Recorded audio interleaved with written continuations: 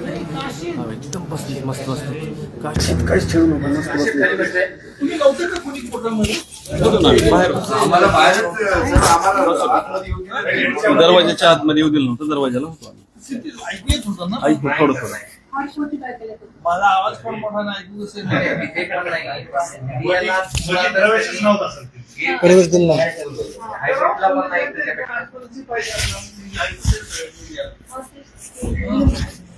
पुढील सूचना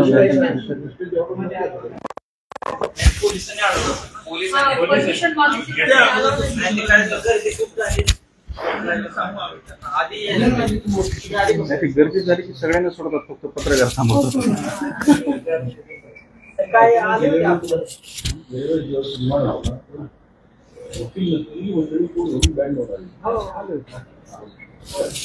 झालंय रेडी? रेडी मला रजिस्टर काढा ना बाबा. आता काय पाहिजे तुम्हाला?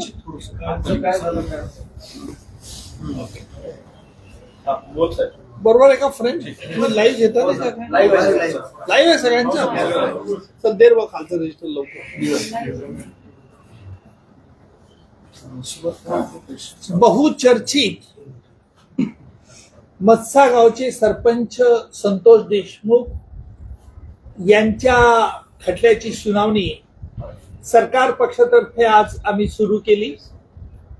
जवळजवळ आज पहिल्या युक्तिवादात 1 तासामध्ये मी न्यायालयाला विवेचन केलं आणि न्यायालयाला स्पष्ट कल्पना दिली की मत्साजोगचे सरपंच संतोष देशमुख यांचा खून हा एका मोठ्या कटाचा परिपाक आहे आणि हा कट कसा होत गेला, कसा शिजला हे तारखेप्रमाणे न्यायालयाला सांगितलं. त्याचप्रमाणे प्रत्येक तारखेबाबत आमच्याजवळ पुरावा आहे हा देखील मी आज न्यायालयात दावा केला. विशेषतः ज्यांनी धमकी दिली, ज्यांनी वाल्मिक कराड यांनी जी धमकी दिली, त्याचप्रमाणे गँग लीडर हा तिथे प्रत्यक्ष आला आणि त्याने सुदर्शन घुलेने देखील त्या धमकीचा पुनरुच्चार केला. या सगळ्या गोष्टी सरकार पक्षाकडे व्हिडिओ रेकॉर्डिंगच्या स्वरूपात आणि ऑडिओ रेकॉर्डिंगच्या स्वरूपात आहेत आणि न्यायालयाने सांगितलं की हा कट म्हणजे एक कंटिन्युइंग क्रिमिनल कॉन्स्पिरसी आहे. हा कट 2 किंवा दोघांपेक्षा अधिक आहेच, परंतु हा कसा वाढत गेला आणि यातील आरोपी कसे दोषी आहेत. यातील एक फरारी आरोपी आहे, त्याच्याबद्दलही आम्ही कृष्णा आंधळेबद्दल न्यायालयाला विशद केलं की याचा देखील या गुन्ह्यात सहभाग कसा आहे. आता महत्वाच्या 2 गोष्टी याच्यामध्ये आम्ही आज न्यायालयात विशद केल्या. काही जे महत्वाचे साक्षीदार आहेत त्यांची ओळख ही गोपनीय न्यायालयाने ठेवावी अशी न्यायालयाला विनंती केली आहे. दुसरा एक अर्ज आम्ही आज न्यायालयात दिला की यातील काही लोकांची प्रॉपर्टी जी आहे ती प्रॉपर्टी या संघटित गुन्हेगारी कायद्याखाली देखील जप्त करावी अशी न्यायालयाला आज विनंती केली. त्यानुसार न्यायालयात आम्ही आज अर्ज केलेले आहे. या सीआयडीचे SITचे प्रमुख श्री तेली हे स्वतः न्यायालयात हजर होते. त्यांचे सहकारी सर्व हजर होते. माझे सहकारी ऍडव्होकेट बाळासाहेब कोल्हे यांनी सगळ्या कागदपत्रांची पूर्तता, जे आरोपींना काही जे कागद हवे होते ते कागदपत्रांची पूर्तता केली. आमच्याकडे असलेल्या उपलब्ध पुराव्यानुसार ही घटना 8 ऑक्टोबर 2024 पासून तर शेवटी म्हणजे ज्या वेळेला 9 जानेवारीला यांचा मत्साजोगचे सरपंच 9 डिसेंबर 2024 ला यांचा ज्या वेळेला निघून खून झाला त्यापर्यंत या घटनेची मालिका ही आम्ही न्यायालयात विशद केली आणि कसं न्यायालयाला स्पष्ट केलं की प्रत्येक घटनेच्या तारखेविषयी आमचा जो पुरावा आहे, यातील संघटित गुन्हेगारी ही कशी फोफावली गेली आणि यातला म्होरक्या जो गँग लीडर सुदर्शन घुले आहे हा मुख्य आरोपी जो वाल्मिक कराड याच्या म्हणण्यानुसार कसा वागत होता हे देखील आज न्यायालयात आम्ही स्पष्ट केलेलं आहे. आरोपींना सगळी कागदपत्र त्यांना जी हवी होती ती देण्यात आलेली आहेत आणि तसंच याचे पुढची स्टेप म्हणजे 10 एप्रिल ही तारीख ठेवली आहे. 10 एप्रिलला आरोपी तर्फे आम्ही कोर्टाला एक चार्ज देऊ की न्यायालयाने यांच्यावर कोणकोणते गुन्हे हे करावेत, चार्ज फ्रेम करावा, अशा तऱ्हेचा आम्ही विनंती अर्ज देखील 10 एप्रिलला कोर्टात देणार आहोत.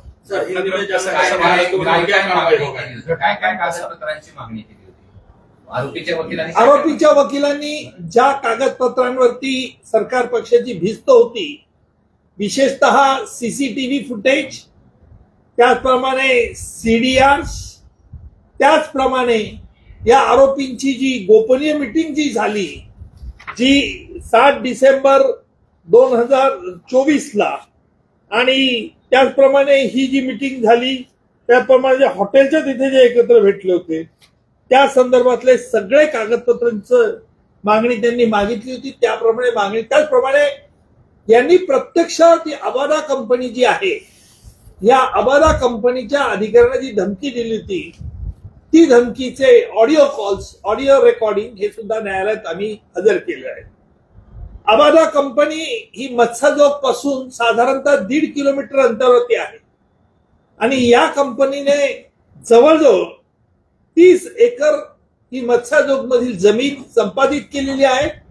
त्यांनी तिथे स्टोअर यार्ड म्हणून ते वापरत होते आणि त्या बदल्यात ही अबादा एनर्जी प्रायव्हेट कंपनी जी आहे ही त्या शेतकऱ्यांच्या ज्यांच्या जमिनी त्यांनी ताब्यात घेतल्या कराराने, त्यांच्या प्रत्येक मुलाला तिथे नोकरी देणार होते आणि महिना 50,000 वर्षाला 50,000 रुपये द्यायचं कबूल केलं तर त्यानुसार ते देत होते. त्यामुळे जी 6 डिसेंबरला जी अबादाबादची कंपनी बंद करावी म्हणून सुदर्शन घुले हा त्याच्या मित्रांना, गँगच्या लोकांना घेऊन आला, त्याला या ग्रामस्थांनी विरोध केला. कारण असं आहे की त्यावेळेला ही देखील संतोष देशमुखांना, मत्स्यजोगचे सरपंच देशमुखांना ही बातमी फोनने कळवण्यात आली होती आणि म्हणून मत्स्यजोगचे सरपंच त्या क्षणी तिथे गेले आणि त्यांनी या आरोपींना विनंती केली. आरोपींना पोलिसांनी त्यावेळेला 3 आरोपींना पोलिसांनी अटक देखील केली होती आणि मग त्याच्यानंतर घडलेलं सगळं हकीकत आपल्या समोर आहे. आरोपी व्हिडिओ कॉन्फरन्सिंगद्वारे होते, त्यांच्या म्हणण्याबाबत आज काही ग्राह्य धरलं जात नाही. आज आरोपींच्या वकिलांनी आम्हाला कागदपत्र द्या, तुम्ही खटला सुरू करू नका, कारण आम्हाला कागदपत्र दिल्याशिवाय तुम्हाला खटला सुरू करता येत नाही, अशी त्यांनी विनंती केली होती. न्यायालयात मी जो नवीन भारतीय नागरिक संरक्षण संहिता याच्यातील कलम 249 न्यायालयाला वाचून दाखवलं. ज्या क्षणी हा खटला न्यायालय सत्र न्यायालयात येतो व ज्या क्षणी आरोपींना न्यायालयासमोर हजर करण्यात येतं, तेव्हा सरकारी वकिलाने सरकारची काय केस आहे हे न्यायालयाला सांगितलं पाहिजे, जेणेकरून न्यायालयाला त्याचा, आम्ही सांगतो त्या घटनेचा अभ्यास करता येईल आणि त्याप्रमाणे ज्याला इंग्रजीमध्ये म्हणतात opening of the case of the prosecution, त्याप्रमाणे आज न्यायालयामध्ये आम्ही संतोष देशमुख यांच्या खटल्याची सुरुवात आजपासून आम्ही सुरू केलेली आहे. संपूर्ण खटला जो आहे तो तुम्ही वाचलेला आहे, सगळे पुरावे सुद्धा तुम्ही यातले बघितलेले असतीलच. कशा पद्धतीचे पुरावे आहेत आणि उद्या कोर्टामध्ये सिद्धता कशी होऊ शकते? या खटल्यामध्ये हा खटला परिस्थितीजन्य पुराव्यावरती देखील आधारित आहे. काही ठिकाणी ज्या असं आहे की ह्या घटना घडलेल्या आहेत, या सिरियली क्रोनॉलॉजिकली घटना घडलेल्या आहेत. प्रत्येक घटनेला प्रत्यक्ष पुरावा नसला तरी आमच्याजवळ काही कागदोपत्री पुरावा आहे, सायंटिफिक पुरावा आहे. कारण असं आहे की 9 डिसेंबर 2024 संतोष देशमुख यांना किडनॅप अबडक्ट केलं, तिथे पळून घेऊन गेले, त्या संदर्भातल्या फिर्यादीने वर्णन केलेलं आहे. आणि तसंच एकदा कायद्याने एक बाब साबित केली की पुढचं वर्णन आरोपीवरती देखील असतं.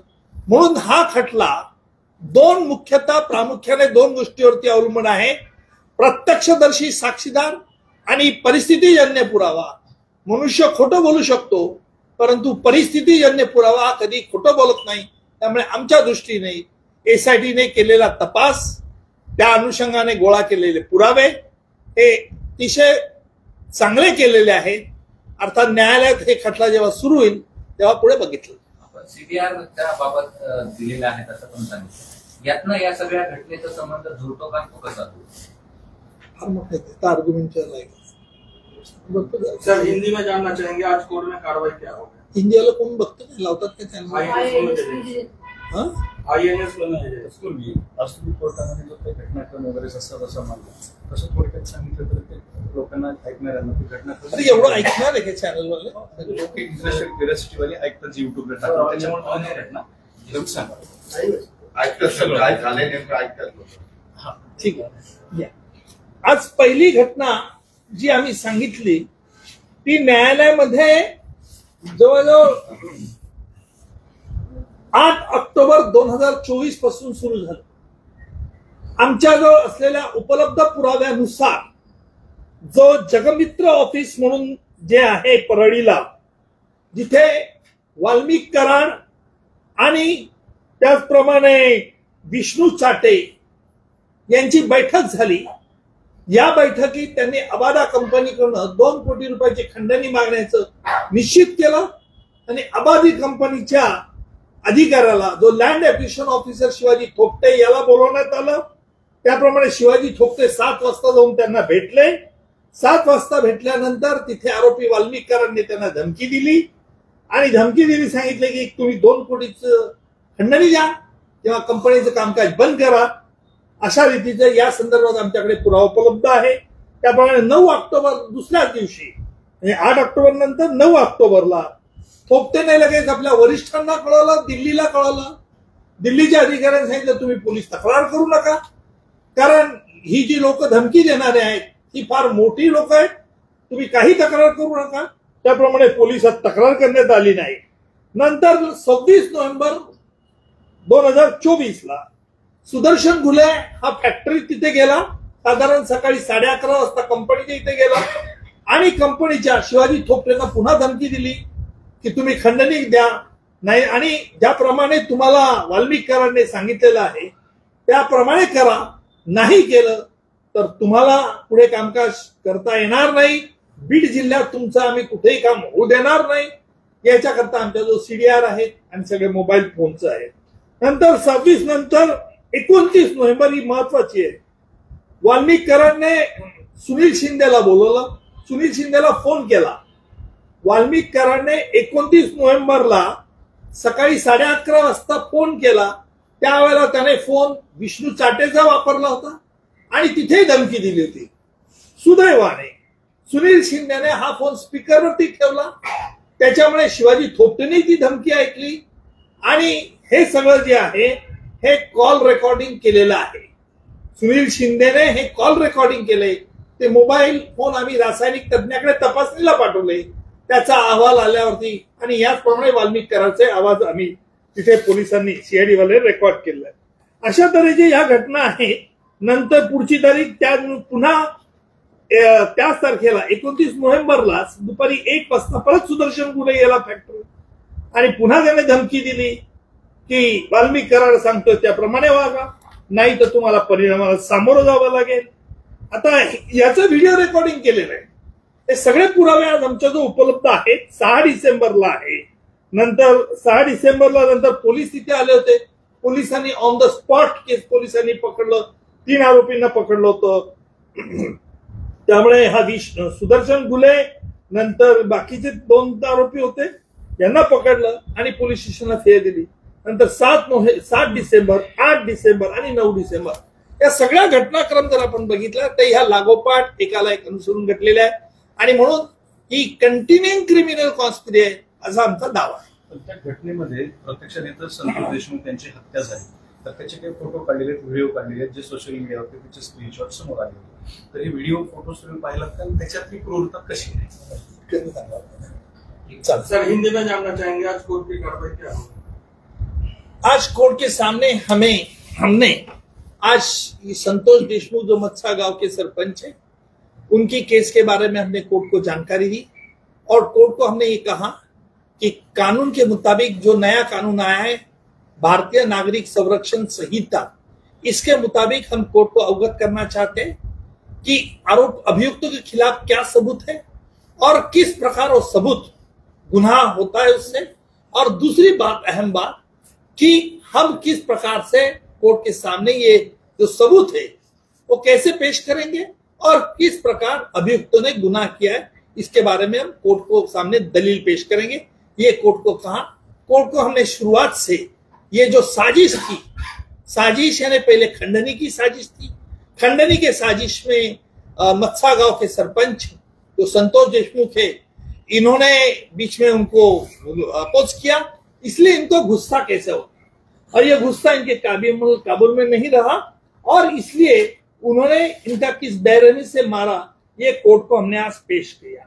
दूसरी बात हमने ये भी कह दी कि Avaada energy private limited company ये बीड डिस्ट्रिक्ट में मत्सा जोग के गांव के नजदीक 1.5 किलोमीटर से नजदीक है और वहां के लोगों की उन्होंने खेती पर उन्होंने लीज पर ली थी और उन्होंने कबूल किया था कि हम जब ये कंपनी का जो ग्राउंड है, जो काम है, उसके लिए वहां के लोगों को हम नौकरी दिलाएंगे और इस प्रकार मत्सा गांव के लोग उनसे जुड़े हुए थे। लेकिन जब 6 दिसंबर को 2024 को जब ये सुदर्शन भुले ये गैंग फैक्ट्री कंपनी बंद करना चाहते थे, उसी वक्त मत्सा गांव के सरपंच वहां आ गए, उनको इन्फॉर्म किया गया था मत्सा गांव को लोगों को, वहां के कंपनी के कुछ लोगों ने, और उन्होंने इनको विरोध जताया और इस विरोध के कारण उनको फिर 9 दिसंबर को अगवा किया गया और बेरहमी से उनको मार दिया। हे नहीं मी समझू शकत सर अगले सुना कितने डेट को? हाँ? अगले सुना क्या नेक्स्ट अभी नेक्स्ट अगली सुनावणी 10 एप्रिल पर।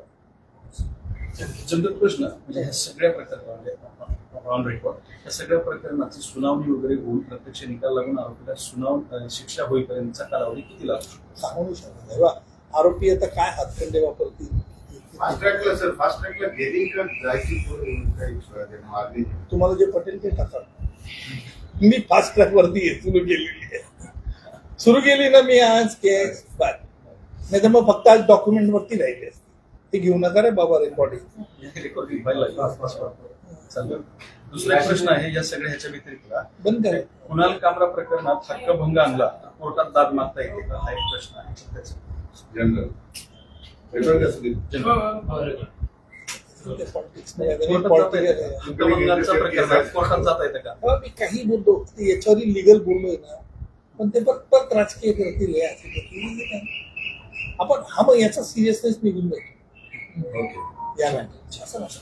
आपण ज्या मॅटर करता आलोय त्या मॅटर आपण फुल फ्लेज राजकारणात नाही। बंद करा की, बंद करो।